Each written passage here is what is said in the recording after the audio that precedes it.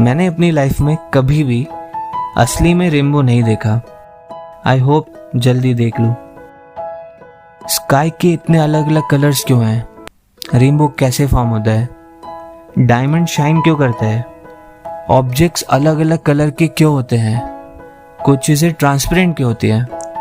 इन्हीं interesting questions के बारे में हम इस वीडियो में जानेंगे। तो अभी तक हमने रिफ्लेक्शन और रिफ्रैक्शन को पढ़ा है। अब हम लाइट के और फिनोमेना पढ़ते हैं। नेक्स्ट है टोटल इंटरनल रिफ्लेक्शन।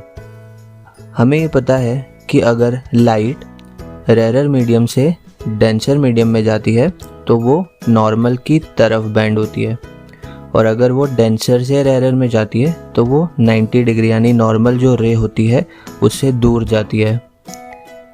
अगर हम एंगल ऑफ इंसिडेंस को बढ़ाते जाएं तो क्या होगा? तो अगर लाइट रे डेंसर मीडियम से रेयर मीडियम में जा रही है और एंगल ऑफ इंसिडेंस को हम बढ़ा रहे हैं तो जो रिफ्रैक्शन का एंगल होगा वो भी बढ़ता जाएगा। फिर एक ऐसा एंगल ऑफ इंसिडेंस आएगा जिस पर रिफ्रैक्शन का एंगल नॉर्मल के 90 डिग्री हो जाएगा, यानी कि लाइट सरफेस पे ही रह जाएगी। उस एंगल ऑफ इंसिडेंस को हम क्रिटिकल एंगल बोलते हैं। अगर हम इंसिडेंस एंगल को और बढ़ाएंगे तो लाइट फिर अंदर ही रिफ्लेक्ट हो जाएगी। इस फिनोमेना को हम बोलते हैं टोटल इंटरनल रिफ्लेक्शन। आप समझ रहे हैं? ये बहुत ही काउंटर इंटुइटिव है कि लाइट दूसरे मीडियम में ना जाते हुए उसी मीडियम में रह जा रही है। जैसे एग्जाम्पल के लिए पानी है, तो अगर आप टॉर्च को पानी के अंदर रखें और टॉर्च की लाइट को ऑन करके आप उसे अलग अलग एंगल्स पे रखें, एक एंगल के बाद टॉर्च की लाइट अंदर ही रिफ्लेक्ट हो जाएगी। इसको हम बोलते हैं टोटल इंटरनल रिफ्लेक्शन। रिफ्लेक्शन का मतलब तो आपको समझ में आ गया होगा। इंटरनल क्योंकि यहाँ पे ये अंदर ही रिफ्लेक्ट हो रहा है, और टोटल क्योंकि 100% लाइट जो है वो रिफ्लेक्ट हो जाती है। जनरल रिफ्लेक्शन में 100% लाइट रिफ्लेक्ट नहीं होती है, पर इसमें होती है। नेक्स्ट हम बात करते हैं डिस्पर्जन ऑफ लाइट की। तो आपने शायद वाइट लाइट को 7 कलर्स में स्प्लिट होते हुए देखा हो। तो ये कैसे होता है? रिफ्रैक्शन में हमने पढ़ा था कि लाइट जब बैंड होती है तो वो कितना बैंड होगी वो उसकी वेवलेंथ पर डिपेंड करता है या फ्रीक्वेंसी पर डिपेंड करता है। अगर फ्रीक्वेंसी ज़्यादा होती है तो बेंडिंग भी ज़्यादा होती है, यानी कि रेड से लेके वॉयलेट की अगर हम बात करें तो रेड की फ्रीक्वेंसी कम होती है तो वो बैंड भी कम होती है, और वॉयलेट की फ्रीक्वेंसी ज़्यादा होती है तो वो बैंड भी ज़्यादा होता है। वाइट लाइट जो होती है उसमें डिफरेंट फ्रीक्वेंसी के कलर होते हैं। मेनली हमने 7 कलर को अलग अलग डिवाइड किया हुआ है। वैसे तो इन्फिनिट कलर है, पर हमने मेनली 7 में उसको क्लासीफाई किया है। तो जब वाइट लाइट प्रिज्म पे इंसिडेंट की जाती है तो बेंडिंग होती है क्योंकि मीडियम चेंज हो रहा है, लेकिन सभी कलर्स का बेंडिंग या सभी फ्रीक्वेंसीज का बेंडिंग अलग अलग होता है। रेड की फ्रीक्वेंसी कम है तो उसकी बेंडिंग कम होती है, इसलिए रेड ऊपर ऊपर रहता है, और वॉयलेट की फ्रीक्वेंसी ज़्यादा होती है इसलिए वो ज़्यादा बैंड हो जाती है, यानी कि वो थोड़ा नीचे की तरफ रहता है। इस फिनोमेना को हम बोलते हैं डिस्पर्जन ऑफ लाइट। और ये जो 7 कलर का बैंड है इसको हम बोलते हैं स्पेक्ट्रम ऑफ लाइट। न्यूटन इसके बारे में बहुत ही रिसर्च करता था। वो कई देर सन को देखता रहता था और प्रिज्म के साथ एक्सपेरिमेंट्स करता रहता था। उस टाइम पे ऐसा सोचा जाता था कि प्रिज्म के अंदर 7 कलर होते हैं, वाइट लाइट में नहीं होते हैं। तो न्यूटन ने एक बहुत सिंपल सा एक्सपेरिमेंट किया। उसने प्रिज्म से रेड लाइट को पास किया। अगर प्रिज्म में 7 कलर होते तो रेड लाइट जब बाहर आती तो उसमें भी 7 कलर हो जाते, लेकिन ऐसा नहीं हुआ। रेड लाइट जब इंसिडेंट की गई तो वापस बाहर रेड लाइट ही निकली। तो इससे उन्होंने प्रूव किया कि प्रिज्म के अंदर 7 कलर्स नहीं है, बट वाइट लाइट के अंदर 7 कलर्स हैं। अब हम बात करेंगे स्कैटरिंग की। स्कैटरिंग सबसे ज़्यादा इम्पॉर्टेंट फिनोमेना है। एक्चुअली सारे फिनोमेना अभी तक आप जो पढ़े हैं उन सबको हम स्कैटरिंग के थ्रू एक्सप्लेन कर सकते हैं। रिफ्लेक्शन होता है स्कैटरिंग बैकवर्ड, यानी पीछे स्कैटर हो जाना। रिफ्रैक्शन होता है लाइट का आगे स्कैटर हो जाना। और डिफ्रैक्शन होता है कभी कभी आगे स्कैटर होना और कभी कभी पीछे स्कैटर होना। स्कैटरिंग क्या होता है, तो उसको समझने के पहले हमें एटॉमिक स्ट्रक्चर के बारे में समझना होगा। हमें पता है कि एटम में एक न्यूक्लियस होता है और न्यूक्लियस के आसपास कुछ शेल्स, ऑर्बिट्स वगैरह होते हैं जिनमें इलेक्ट्रॉन्स रहते हैं। अगर इलेक्ट्रॉन एक ऑर्बिट से दूसरे ऑर्बिट में जंप करते हैं तो एनर्जी का एक्सचेंज होता है। लेट्स सपोज एटमॉस्फेयर के अंदर बहुत सारे एटम्स हैं, तो जब सनलाइट एटमॉस्फेयर में एंटर करती है तो वो सारे जो एटम्स होते हैं उनके इलेक्ट्रॉन्स को कुछ एनर्जी मिल सकती है। तो सनलाइट जो होता है वो किसी एटम के इलेक्ट्रॉन को एनर्जी प्रोवाइड करके उसे एक्साइटेड स्टेट में पहुंचा देता है, यानी कि उसे हायर ऑर्बिट में पहुंचा देता है। लेकिन इलेक्ट्रॉन उस हायर ऑर्बिट में थोड़े ही टाइम रहता है, 10⁻⁻8 सेकेंड के लिए, और फिर से वो अपनी ओरिजिनल ऑर्बिट में आ जाता है। तो जब वो वापस से ऑर्बिट में आता है नीचे, तो वो एनर्जी को रिलीज कर देता है, लेकिन ये जो एनर्जी है वो किसी अलग डायरेक्शन में रिलीज होती है, यानी कि एनर्जी किसी और डायरेक्शन से आई है और किसी और डायरेक्शन में एमिट हो रही है। इसीलिए हम इसे स्कैटरिंग बोलते हैं। स्कैटरिंग यानी कि बिखर जाना, लाइट का फैल जाना। स्कैटरिंग को समझने से हमें बहुत सारी चीज़ें समझ में आ सकती है। ओके, तो अभी तक हमने लाइट के 5 इम्पॉर्टेंट फिनोमेना समझ लिए हैं। इन 5 फिनोमेना से हम बहुत सारी चीज़ें एक्सप्लेन कर सकते हैं। वैसे लाइट के और भी फिनोमेना है, जैसे interference, diffraction, photo electric effect, लेकिन वो अभी हम नहीं पढ़ेंगे। तो अब हम बहुत एक्साइटिंग बातें करने वाले हैं। अब आपको पता चलेगा कि कैसे बहुत सारे फिनोमेना होते हैं, उनके पीछे का रीज़न क्या होता है। सबसे पहले ट्रांसपेरेंट और ओपेक मटेरियल्स। जैसे अभी हमने बात किया कि एटम्स जो होते हैं वो इलेक्ट्रॉन से बनते हैं। अब एक बहुत इम्पॉर्टेंट बात ये है कि एटम्स अलग अलग ऑर्बिट में रहते हैं और सभी ऑर्बिट में अलग अलग एनर्जी होती है। तो मान लेते हैं कि किसी ऑर्बिट में एनर्जी 1 EV है। EV एनर्जी की यूनिट होती है, आपको बस नंबर पे ध्यान देना है। और दूसरे ऑर्बिट की एनर्जी 2 EV है, फिर किसी ऑर्बिट की एनर्जी 3 EV है।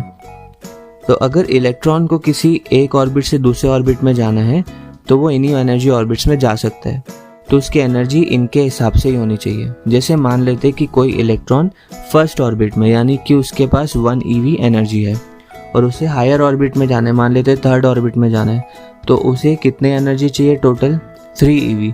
तो अभी उसके पास 1 EV है, तो उसको कितना रिक्वायरमेंट है? 2 EV एनर्जी का रिक्वायरमेंट है। तो अगर इलेक्ट्रॉन के पास 2 EV एनर्जी आएगी तो ही वो थर्ड ऑर्बिट में जाएगा, अदरवाइज नहीं जाएगा। और एक और एग्जांपल लेते हैं, मान लेते हैं इलेक्ट्रॉन सेकंड ऑर्बिट में, उसके पास 2 EV एनर्जी है। तो अगर इलेक्ट्रॉन फर्स्ट ऑर्बिट में जाएगा तो वो कितने एनर्जी रिलीज करेगा? 1 EV एनर्जी रिलीज करेगा। तो कहने का मतलब बस ये है कि इलेक्ट्रॉन्स जो एनर्जी एब्जॉर्ब और रिलीज करता है तो वो इन ऑर्बिट के एनर्जी लेवल के अकॉर्डिंग होना चाहिए। तो इससे अब आपको समझ में आएगा कि कुछ चीज़ें ट्रांसपेरेंट क्यों होती है और कुछ चीज़ें ओपेक क्यों होती है। हमें ये पता है लाइट EM वेव है और विजिबल लाइट उस EM वेव स्पेक्ट्रम का एक छोटा सा पार्ट है जिसकी कुछ पर्टिकुलर वेवलेंथ और फ्रीक्वेंसी होती है। ट्रांसपेरेंट चीज़ों में ऐसा होता है कि उनके इलेक्ट्रॉन्स जिन ऑर्बिट में होते हैं तो उनका जो एनर्जी गैप होता है वो विजिबल लाइट से अलग होता है, यानी कि विजिबल लाइट को एब्जॉर्ब या एमिट करके वो एक ऑर्बिट से दूसरे ऑर्बिट में नहीं जा सकते, इसीलिए वो विजिबल लाइट को एब्जॉर्ब ही नहीं करते, यानी कि विजिबल लाइट उसमें से सीधे सीधे चले जाती है। तो अगर लाइट किसी ऑब्जेक्ट के आर पार चले जाए तो वो हमें ट्रांसपेरेंट दिखेगा। तो ओपेक मटेरियल्स में अलग चीज़ होती है, वहाँ पर जो ऑर्बिट्स होता है तो उनका एनर्जी गैप जो होता है वो विजिबल लाइट के किसी पर्टिकुलर कलर रेंज में हो सकता है। तो वो एटम्स विजिबल लाइट को एब्जॉर्ब कर लेते हैं और जब वो एब्जॉर्ब करते हैं तो वो ओपेक दिखते हैं, यानी कि उनके आर पर हमें नहीं दिखता क्योंकि कुछ लाइट एब्जॉर्ब हो जा रही है। जैसे मेटल्स जो होते हैं वो ओपेक होते हैं। मेटल्स के आउटर इलेक्ट्रॉन्स जो होते हैं वो काफ़ी फ्री होते हैं, मतलब वो अपने एटम से ज़्यादा टाइटली बाउंडेड नहीं होते हैं, तो वो पूरे मटेरियल के अंदर फ्रीली मूव कर सकते हैं। तो वो जो फ्री इलेक्ट्रॉन्स होते हैं वो लाइट को एब्जॉर्ब करके इधर उधर मूव कर सकते हैं, इसीलिए मेटल्स जो होते हैं वो ओपेक होते हैं। मेटल्स एनर्जी को एब्जॉर्ब करके वापस से एमिट कर देते हैं, इसीलिए वो शाइनी भी होते हैं। अब ऐसा भी नहीं होता कि हर बार पूरी की पूरी लाइट ट्रांसमिट हो जाए या पूरी की पूरी लाइट रिफ्लेक्ट हो जाए। कुछ पर्टिकुलर वेवलेंथ एब्जॉर्ब या एमिट हो सकती है। जैसे कि अगर रेड बैग है, वो रेड इसलिए दिखता है क्योंकि उसमें रेड कलर रिफ्लेक्ट हो रहा है और बाकी के कलर एब्जॉर्ब हो रहे हैं। ब्लू बॉटल ब्लू इसलिए क्योंकि उसमें ब्लू कलर रिफ्लेक्ट हो रहा है। ग्रीन लीव्स में ग्रीन कलर रिफ्लेक्ट हो रहा है। तो इस तरह से सिलेक्टिव रिफ्लेक्शन या ट्रांसमिशन भी हो सकता है। तो अब हम एक एक करके बहुत सारे फिनोमेना समझते हैं। तो हम ये समझ चुके हैं कि चीज़ें ट्रांसपेरेंट क्यों होती है, क्योंकि अगर किसी ऑब्जेक्ट के ऑर्बिट्स का एनर्जी गैप विजिबल लाइट के बाहर का है तो विजिबल लाइट एब्जॉर्ब नहीं होगी, लाइट सीधे चले जाएगी और वो मटेरियल ट्रांसपेरेंट होगा। ऑब्जेक्ट ओपैक क्यों होते हैं, तो अगर किसी एटम के ऑर्बिट्स का एनर्जी गैप विजिबल लाइट में आता है तो वो लाइट को एब्जॉर्ब कर लेता है, तो उस वजह से ऑब्जेक्ट्स ओपैक हो सकते हैं। ऑब्जेक्ट से अलग अलग कलर क्यों होते हैं, तो जो वो कलर रिफ्लेक्ट करते हैं वो उसी कलर के दिखते हैं और बाकी कलर्स एब्जॉर्ब हो जाते हैं। तो अब हम बात करते हैं कि स्काई या सन दिन में अलग अलग टाइम पे अलग अलग कलर क्यों शो करते हैं। जैसे कि सनराइज और सनसेट के टाइम पे रेडिश आसमान होता है, 12 बजे के करीब एकदम वाइटिश होता है और बीच में बाकी के टाइम वो ब्लूइश कलर का होता है। तो ऐसा क्यों होता है, तो इसका रीजन है scattering of light.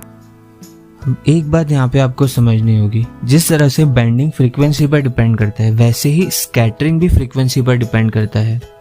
Jin colour का फ्रीक्वेंसी ज़्यादा होता है वो स्कैटर भी ज़्यादा होते हैं और जिनका फ्रीक्वेंसी कम होता है वो कम स्कैटर होते हैं। यानी वॉयलेट ज़्यादा स्कैटर होगा और रेड कम स्कैटर होगा। अब यहाँ पे दो चीज़ें हैं। जो चीज़ें स्कैटर होती यानी कि बिखरती है वो ज़्यादा दूर तो नहीं जा पाती, लेकिन वो जिस एरिया में होती है वहाँ पर वही चीज़ दिखेगी। और जो चीज़ें कम स्कैटर होती है वो पास में तो नहीं दिखेगी लेकिन वो दूर तक जा पाएगी और ज़्यादा डिस्टेंस से वही चीज़ें दिखेंगी। ये चीज़ आपको और अच्छे से अभी क्लियर हो जाएगी। तो सबसे पहले सनराइज और सनसेट। सनराइज और सनसेट के टाइम पर सन हमसे सबसे ज़्यादा दूर होता है, तो जो ब्लूइश कलर्स होते हैं वो तो एटमॉस्फेयर में पहले ही स्कैटर हो जाते हैं, तो वो बहुत ज़्यादा डिस्टेंस ट्रैवल नहीं कर पाते। तो आप तक कौन सा कलर पहुंच पाते हैं, सिर्फ रेडिश कलर से ही पहुंच पाते हैं। इसलिए सनराइज सनसेट के टाइम पे रेडिश दिखता है। फिर अगर हम 12 बजे की बात करें तो उस टाइम पर सन बहुत पास होता है, तो लाइट ज़्यादा एटमॉस्फेयर को क्रॉस करके आप तक नहीं पहुंचती। इसका मतलब है कि कलर्स को स्कैटर होने का टाइम नहीं मिल पाता, तो सारे कलर आप तक पहुंच जाते हैं, यानी कि आपको वाइट कलर दिखेगा। और बीच में जैसे 9 AM या 3 PM के आसपास या नॉर्मल जो बीच में टाइम होता है उस टाइम ब्लूइश क्यों दिखता है, क्योंकि उस टाइम पर सन ना तो बहुत ज़्यादा दूर होता है और ना बहुत ज़्यादा पास होता है। तो जो ब्लू कलर स्कैटर होता है वो आपकी आंखों तक पहुंच जाता है और आपको ब्लूइश कलर दिखता है। पर आप यहाँ पर ये सोचेंगे कि वॉयलेट कलर सबसे ज़्यादा स्कैटर होता है, तो हमें तो वॉयलेट आसमान दिखना चाहिए। तो उसका रीज़न ये है कि स्कैटर तो वॉयलेट ही होता है सबसे ज़्यादा, लेकिन हमारी आइज़ जो होती है वो ब्लू कलर के लिए ज़्यादा सेंसिटिव होती है। ये कर्व में आप देखिए तो हमारी आइज़ येलो कलर के लिए सबसे ज़्यादा सेंसिटिव है और वॉयलेट और रेड के लिए काफ़ी कम है। तो ब्लू कलर स्कैटर भी होता है और उसके लिए हमारी आइज सेंसिटिव भी है, तो वो दोनों इफेक्ट मिलके हमें ब्लू कलर दिखाते हैं। तो इस तरह से सन और स्काई अलग अलग कलर का दिखता है during the day. Clouds white क्यों होते हैं? क्लाउड्स के अंदर बहुत सारे H2O यानी वाटर के मॉलिक्यूल्स होते हैं और उनका अलग अलग बंच होता है। कुछ क्लस्टर H2O मॉलिक्यूल्स के छोटे होते हैं, कुछ मीडियम साइज के और कुछ बहुत बड़े साइज के। जो छोटे क्लस्टर होते हैं वो ब्लू कलर को स्कैटर करते हैं, जो मीडियम क्लस्टर होते हैं साइज में वो ग्रीनिश येलोइश कलर को स्कैटर करते हैं और जो सबसे बड़े क्लस्टर्स होते हैं वो रेड कलर को स्कैटर करते हैं। यहाँ पर सारे कलर स्कैटर हो रहे हैं, इस वजह से क्लाउड्स वाइट दिखते हैं। लेकिन फिर रेन क्लाउड्स ब्लैक क्यों दिखते हैं या डार्क क्यों दिखते हैं? क्योंकि रेन क्लाउड्स में वाटर ड्रॉपलेट्स बड़ी साइज के होते हैं जो कि कलर को एब्जॉर्ब ज़्यादा करते हैं और स्कैटर बहुत ही कम। तो मोस्टली कलर्स के एब्जॉर्ब हो जाने की वजह से हम तक कोई कलर नहीं पहुंचता, इस वजह से वो डार्क दिखता है। क्या आपने ओशन के अंदर से वाटर को कभी देखा है? ओशन के अंदर अगर हम जाए तो हमें वाटर ग्रीनिश ब्लू दिखता है। तो जो वाटर ड्रॉपलेट्स होती है जनरली वो विजिबल लाइट को एब्जॉर्ब या रिफ्लेक्ट नहीं करते हैं ज़्यादा, उसके लिए वो ट्रांसपेरेंट होता है, मतलब विजिबल लाइट उसके आर पार चले जाती है। लेकिन वाटर मॉलिक्यूल्स IR रेस को बहुत स्ट्रांगली एब्जॉर्ब करते हैं और रेड कलर जो है वो IR रेस के करीब आता है, तो कुछ रेड कलर भी थोड़ा सा एब्जॉर्ब हो जाता है। तो अगर रेड कलर कम होगा तो वाटर आपको किस कलर का दिखेगा? वो आपको ब्लूइश कलर का दिखेगा, ग्रीनिश कलर का दिखेगा। तो इस वजह से जो सी वाटर होता है वो आपको इस ग्रीनिश ब्लू कलर का दिखता है। अब हम बात करते हैं रेनबो की। रेनबो कैसे फॉर्म होता है? रेनबो में डिस्पर्जन ऑफ लाइट और टोटल इंटरनल रिफ्लेक्शन, ये दो फिनोमेना यूज होते हैं। तो जैसे हमने पढ़ा था डिस्पर्जन में वाइट लाइट प्रिज्म पे आती है और वो 7 कलर में स्प्लिट हो जाता है। तो यहाँ पर नेचुरली जो वाइट लाइट है वो सन से आ रही है और प्रिज्म की जगह वाटर ड्रॉपलेट्स है। तो जब भी बारिश होती है तो हवा में बहुत सारे वाटर ड्रॉपलेट्स होते हैं। तो जब सनलाइट उन वाटर ड्रॉपलेट्स के अंदर जाता है तो रिफ्रैक्शन होता है, उस वजह से लाइट 7 कलर में स्प्लिट हो जाता है। फिर अंदर जाने के बाद क्रिटिकल एंगल से ज़्यादा पे अगर वो इंसिडेंट होता है तो लाइट अंदर ही रिफ्लेक्ट हो जाती है एक बार और फिर वापस से रिफ्रैक्ट होके बाहर आती है। तो इस तरह से आपको वाइट लाइट 7 कलर में स्प्लिट होके बाहर आते हुए दिखती है और इसे हम रेनबो के फॉर्म में ऑब्जर्व करते हैं। वॉयलेट कलर को 40 डिग्री के एंगल पे देखा जा सकता है और रेड कलर को जमीन से 42 डिग्री के एंगल पे देखा जा सकता है। एक और इम्पॉर्टेंट चीज हो सकती है, एक बार टोटल इंटरनल रिफ्लेक्शन होने के बजाय 2 बार भी हो सकता है। तो जब 2 बार टोटल इंटरनल रिफ्लेक्शन होता है तो जो कलर सीक्वेंस होता है वो उल्टा हो जाता है, यानी कि रेड ऊपर आ जाता है और वॉयलेट कलर नीचे आ जाता है। एक इम्पॉर्टेंट बात, रेनबो को देखने के लिए सन आपके पीछे होना चाहिए और आपकी आईज का एंगल जमीन से 42 डिग्री के एंगल के आसपास होना चाहिए, तो आपको रेनबो दिख सकता है।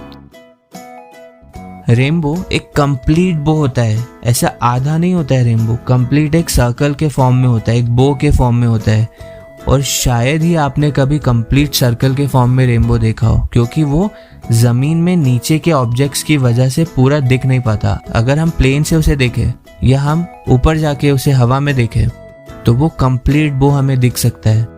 तो रेनबो एक बहुत ही इंटरेस्टिंग फिनोमेना है। डायमंड शाइन क्यों करते हैं? Because of total internal reflection.